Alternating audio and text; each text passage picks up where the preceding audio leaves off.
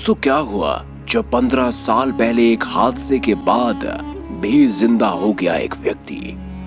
आप देख रहे हैं मंदिर दर्शन। चलिए, आज की ये कहानी बेहद पुरानी और बेहद खास है, तो इसे अंत तक जरूर देखिएगा। आखिर ऐसा क्या हुआ कि 15 साल पहले मरा हुआ व्यक्ति पुनः जीवित हो उठा। इस घटना को सुनकर आपके रोंगटे खड़े हो जाएंगे।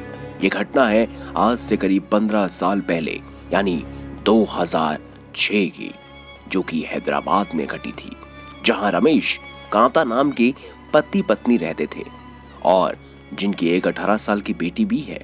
दोनों पति पत्नी में आए दिन हमेशा झगड़ा रहता था। एक दिन देखते ही देखते ये झगड़ा इतना बढ़ गया कि रमेश ने कहा, मैं तुम दोनों को छोड़कर अपने माता पिता के पास ट्रेन में बैठकर अपने गांव जा रहा हूं। तब रमेश ने ट्रेन पकड़ी और अपने गांव के लिए रवाना हो गया। वो सोच रहा था कि कुछ दिन अपने माता पिता के साथ अच्छे से दिन बिताकर अपनी पत्नी और बच्ची के पास वापस आ जाएगा। लेकिन रमेश को भनक तक नहीं थी कि उसके साथ ऐसी घटना घटेगी जो हमेशा के लिए उसे अपने बीवी बच्चों से अलग कर देगी। दरअसल जब रमेश ट्रेन में सफर कर रहा था, तब उस ट्रेन के 13 डब्बे ट्रेन की पटरी से उतर गए और ट्रेन के 5 डब्बे दूसरी पटरी पर आ गिरे और वहां से आ रही मालगाड़ी से टक्कर हो गई। उस समय मालगाड़ी एक्सप्रेसवे और उन डिब्बों के बीच जो भिड़ंत हुई, उस हादसे में 150 से ज्यादा लोग मारे गए। परंतु रमेश की किस्मत अच्छी थी, क्योंकि उस हादसे में उसको थोड़ी बहुत खरोंच आई थी और वो वहां से बच निकला। लेकिन वह उस समय भी अपने बीवी बच्चों से नाराज था, इसीलिए वह अपने घर नहीं गया। वहां के पास के ही हॉस्पिटल में खुद को भर्ती करवा दिया। जब इधर रमेश की पत्नी और बच्चों को खबर मिली कि जिस ट्रेन का एक्सीडेंट हुआ है, उसी ट्रेन में रमेश अपने गांव जा रहे थे, ये सोचकर वो सभी दंग रह गए, क्योंकि रमेश हमेशा अपने गांव जाने के लिए वही एक्सप्रेसवे और वही ट्रेन पकड़ते थे। अब उनके मन में भ्रम बैठ गया कि कहीं उसी गाड़ी में रमेश ना हो। वे बिना देरी किए हुए हादसे वाली जगह पर पहुंचे। वहां की स्थिति बेहद खराब थी। कहीं किसी के हाथ पांव अलग हो रखे थे तो किसी का सर अलग था। वहां की स्थिति इतनी गंभीर थी कि वहां कोई अपने को पहचानने में भी असफल हो रहा था। चारों ओर ऐसे हालातों को देख कांता ने अपने मन में ये बना लिया कि उनके पति अब नहीं बचे हैं। रमेश की लाश न मिलने पर रेलवे अधिकारियों ने बताया कि आप अपना डीएनए लेकर आइए, जिससे हम आपके पति की लाश का पता लगा सके।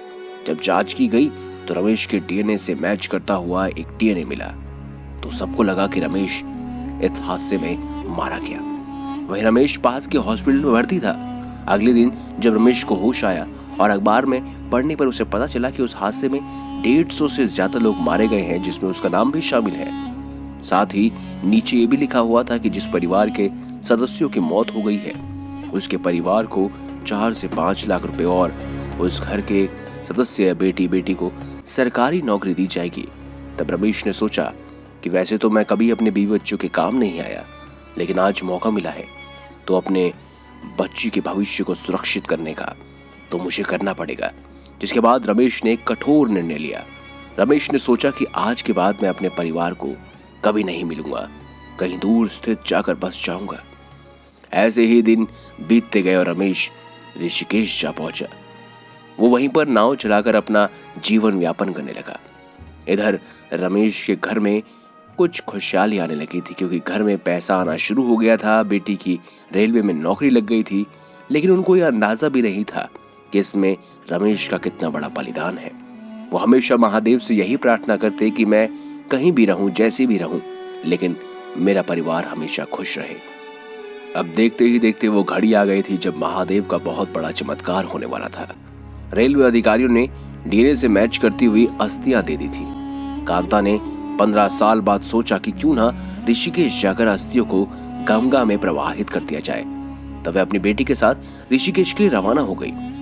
उन्हें इस बात का बिल्कुल भी अंदाजा नहीं था कि ऋषिकेश जाकर उनके साथ जो होने वाला है, उससे उनके पैरों तले जमीन खिसक जाएगी। जब वे ऋषिकेश पहुंचे तो उन्होंने सबसे पहले अस्थियों के विसर्जन करने के लिए एक नाव वाले को ढूंढा। जब उन दोनों ने एक नाव वाले को आवाज लगाई तो नाव वाला पीछे पलटा। उसका चेहरा देखकर माँ बेटी के होश उड़ गए, क्योंकि वो रमेश था। अब दोनों आमने सामने थे। कांता के हाथ में रमेश की अस्थियां वाकई ये नजारा दंग करने वाला था। उस समय रमेश अपनी बीवी और बेटी को जानने से इनकार कर रहा था और बार बार झूठ बोल रहा था, परंतु रमेश की बीवी ने जैसे तैसे ही उससे सच उगलवा लिया। रमेश ने बताया कि मैंने ऐसा क्यों किया। उसकी बीवी और बेटी को रमेश पर गर्व हुआ। उन्हें बिल्कुल भी अंदाजा नहीं था कि रमेश अपनी इतनी चिंता करता है और 11 साल बाद किसी अपने का फिर से जिंदा हो जाना किसी सपने के समान नहीं। वो दोनों बहुत खुश थे।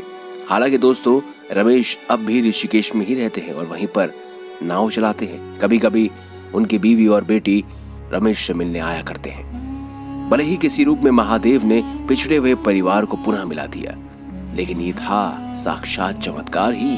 तो दोस्तों, आपकी क्या राय है कमेंट बॉक्स में जरूर बताएं। वीडियो अगर आपको अच्छी लगी हो तो लाइक कीजिए, चैनल को सब्सक्राइब कीजिए और ज्यादा से ज्यादा शेयर भी कीजिए।